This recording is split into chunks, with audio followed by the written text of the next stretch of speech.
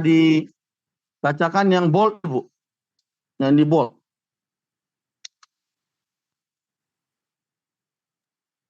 Suami istri nih ya, Pak? Iya. Suami istri yang mempunyai penghasilan selain dari usaha dan atau pekerjaan bebas dengan jumlah penghasilan bruto tidak lebih dari 60 juta setahun, namun memiliki status perpajakan PH atau MT wajib melaporkan penghasilan dan penghitungan pajak penghasilan dengan menggunakan formulir SPT tahunan PPh orang pribadi 1770S, bukan menggunakan formulir SPT tahunan PPh orang pribadi 1770SS ini. Sekarang kembali ke kasus kita, Bu.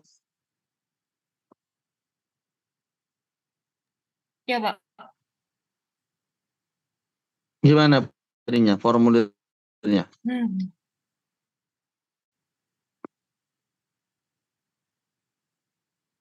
Yang biru ini, Bu. Gimana jadinya, Bu? Berdasarkan yang tadi bagaimana ketentuannya? Lihat sekali lagi deh, Pak.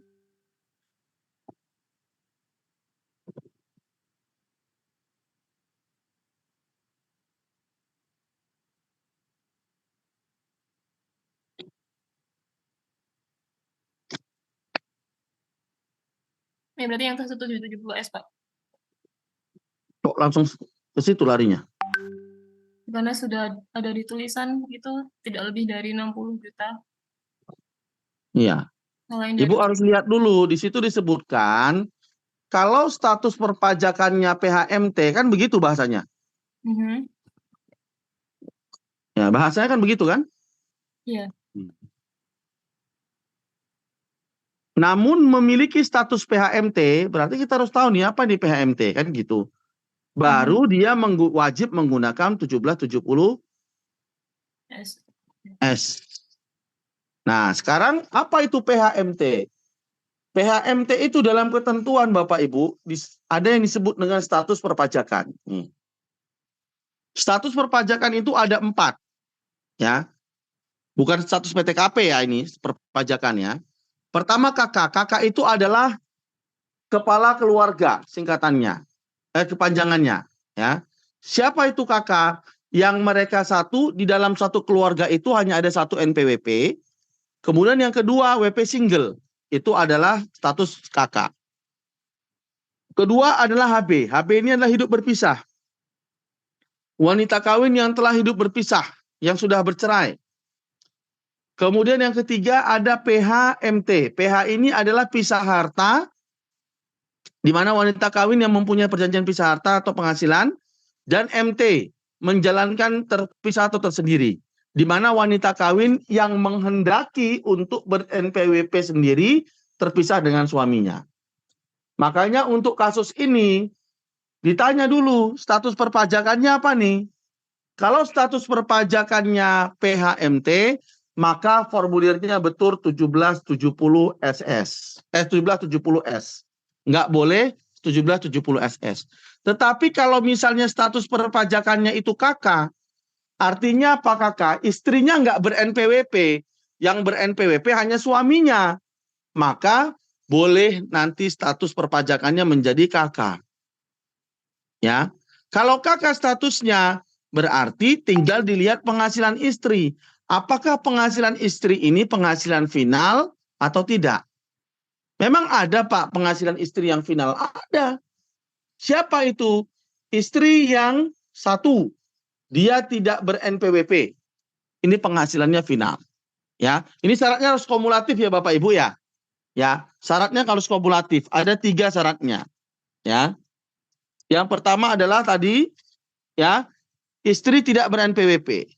Yang kedua, penghasilan istri semata-mata dari satu pemberi kerja. Berarti penghasilannya hanya dari pekerjaan saja. Itu pun di satu tempat, nggak ada penghasilan yang lain atau tempat kerja yang lain. Yang ketiga, tidak ada hubungan pekerjaan dengan usaha atau pekerjaan bebas suaminya. Contoh, suaminya dokter, istrinya karyawannya tapi perawatnya. Maka ini ada hubungan pekerjaan antara suami dan istri. Ya. Jadi yang dimaksud di sini dia bukan merupakan pegawai dari suaminya atau pekerjaan bebas suaminya.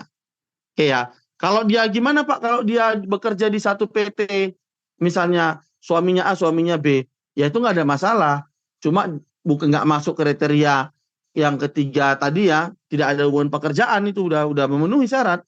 Karena yang hubungan kerjanya kan antara dia dengan PT-nya gitu ya. Jadi seperti itu. Nah, kalau memenuhi persyarat final, ya udah berarti boleh dia menggunakan 1770 SS. Kenapa? Karena penghasilannya masih di bawah 60 juta. Gitu. Tapi kalau misalnya dia ternyata status perpajakannya PHMT, walaupun kumulatifnya di bawah 60, ya, dijumlahkan pun di bawah 60 nih. Ya udah, berarti status perpajakannya adalah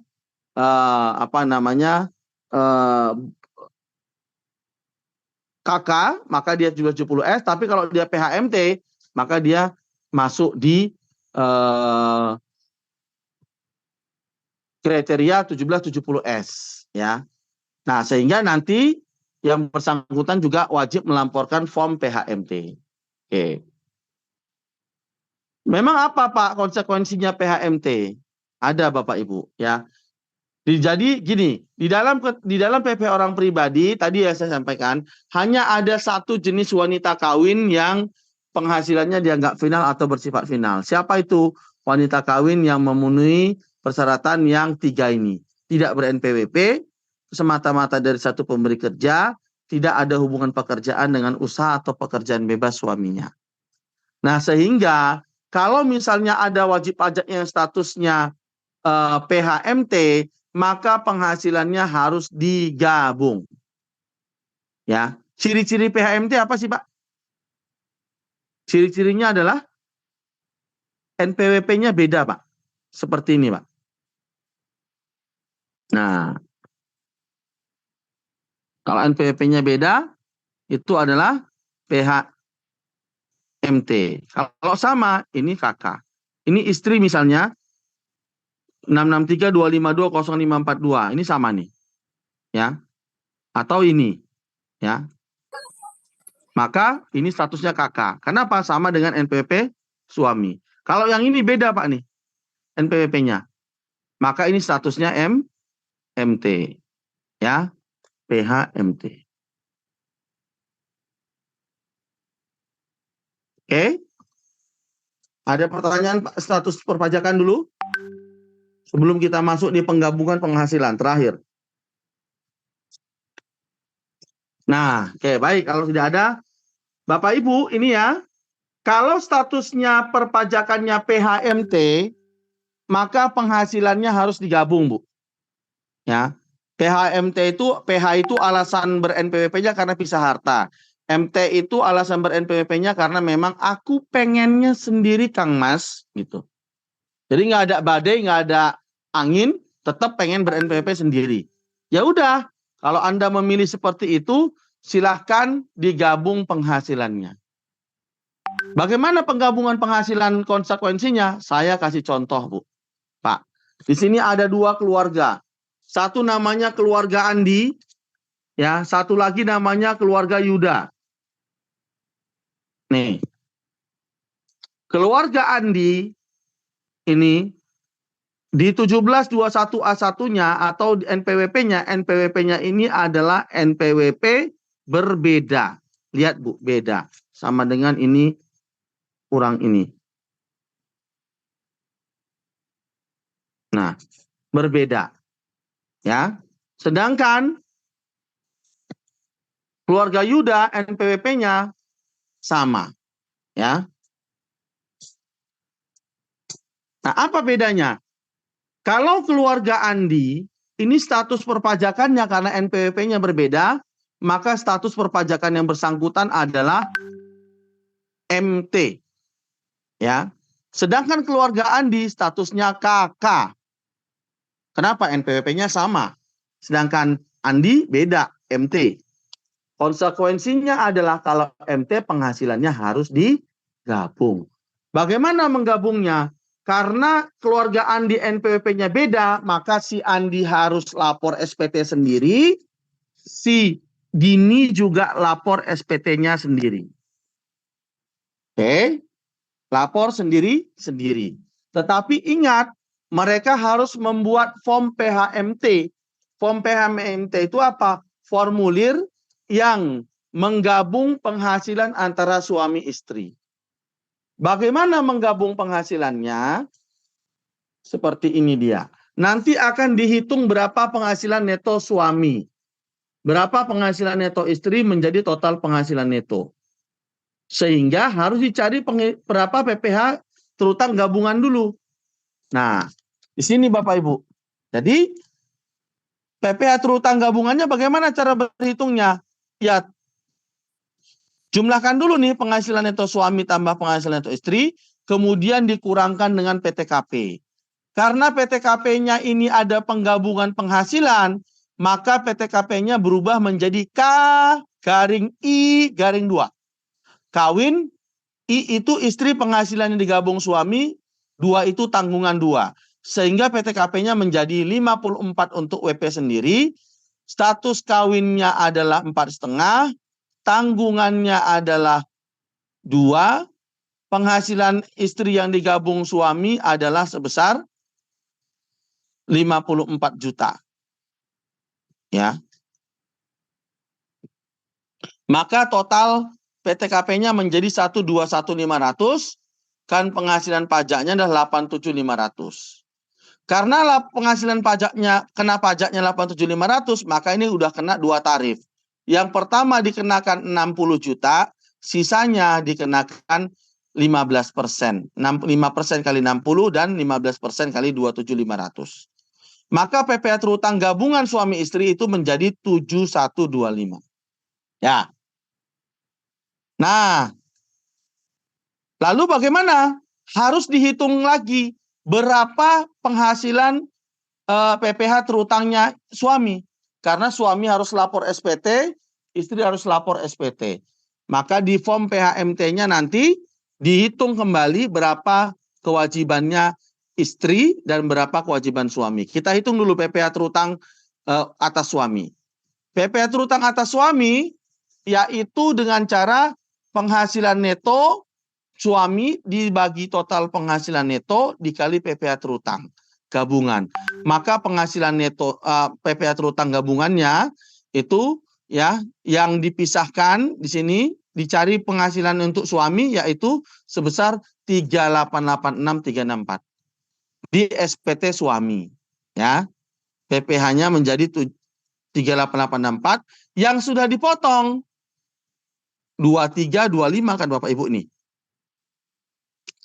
Maka yang kurang bayar di suami menjadi 1561.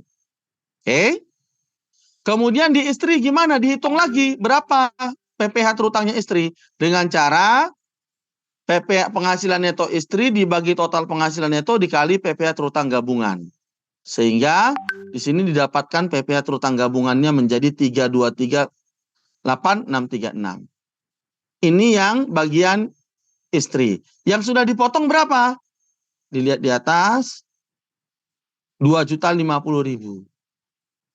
Ya.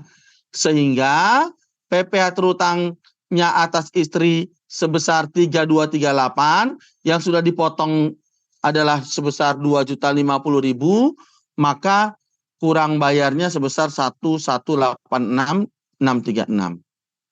Sehingga kesimpulannya di keluarga Andi ya kurang bayar suami 1561 dan kurang bayar istrinya 1188636, maka kurang bayar totalnya menjadi 2.750.000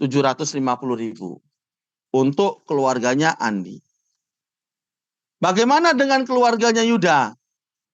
Padahal penghasilannya sama nih ya. Yuda dan Andi kan sama nih penghasilannya nih. Nah, bukti potongnya saya buat sama Bu, sengaja nih.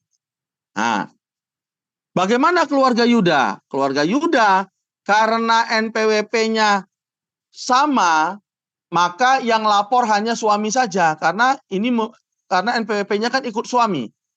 Maka yang lapor hanya suami saja. Ya. Nah, bagaimana dengan penghasilan istrinya? Penghasilan istrinya kita lihat memenuhi syarat final enggak? Apa syarat final? 1, istri tidak ber-NPWP. 2, ya, semata-mata dari satu pemberi kerja. Ya. Kemudian 3, tidak ada hubungan pekerjaan dengan usaha atau pekerjaan bebas suaminya. Memenuhi tidak? Oh, memenuhi, Pak. Iya, NPWP-nya dia ikut suaminya, Pak. Terus semata-mata dari satu pemberi kerja, Pak. Ya, kerja dia hanya dari pekerjaan saja penghasilannya, Pak. Terus dia pegawai suaminya bukan? Bukan, Pak. Nah, tidak ada hubungan berarti. Oke, kalau begitu terpenuhi syaratnya. Penghasilan istrinya final. Kalau penghasilan istrinya final, tinggal dilaporkan di SPT berarti. Nah, bagaimana pelaporannya? Nanti suami membuat SPT. Berapa penghasilan netonya sama dengan 114, PTKP-nya 67, penghasilan kena pajaknya 46, PPH terutangnya 2325, 46.500 dikali 5%. PPH 21 yang telah dipotong sama. Ya ini yang telah dipotong nih 2.325. Ya. Maka PPH yang kurang dibayar menjadi nihil, Bapak Ibu, ya. Nihil. Nah, penghasilan istrinya gimana, Pak Ersona? Tinggal lapor. Nah, ini penghasilan istri dari satu pemberi kerja, ya. Ini penghasilan final nih. Sebesar berapa? Sebesar penghasilan brutonya 100 juta plus PPH dipotong 2.050.000. Selesai sudah kewajibannya si Yuda. Di akhir tahun si Dini dan si Andi kurang bayar 2.750.000, kemudian sedangkan si Yuda tidak ada yang kurang bayar atau nihil, Bapak Ibu. Nah, begitu kira-kira Bapak Ibu pemaparan kita pada siang hari ini. Kalau ada pertanyaan saya persilahkan Bapak Ibu. Kalau ada, ya. Kalau nggak ada, ya nggak usah bertanya gitu. Monggo, ada pertanyaan saya persilahkan.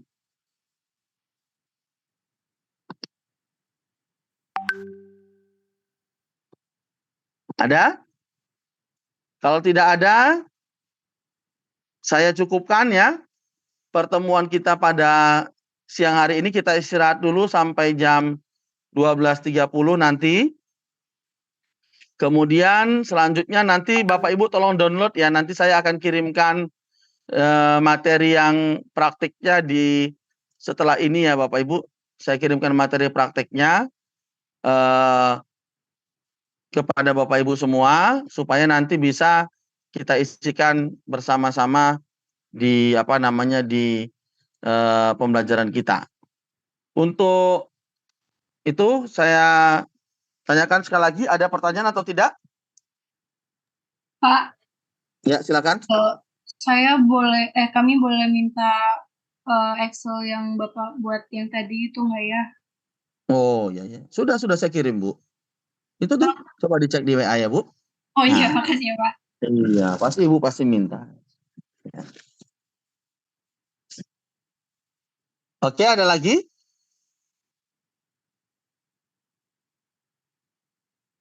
Tidak ada? Kalau tidak ada, kita cukupkan ya Bapak Ibu pertemuannya untuk yang sesi yang ini. Excelnya sudah saya kirim di grup WA, silahkan nanti dipelajari isinya, kemudian mungkin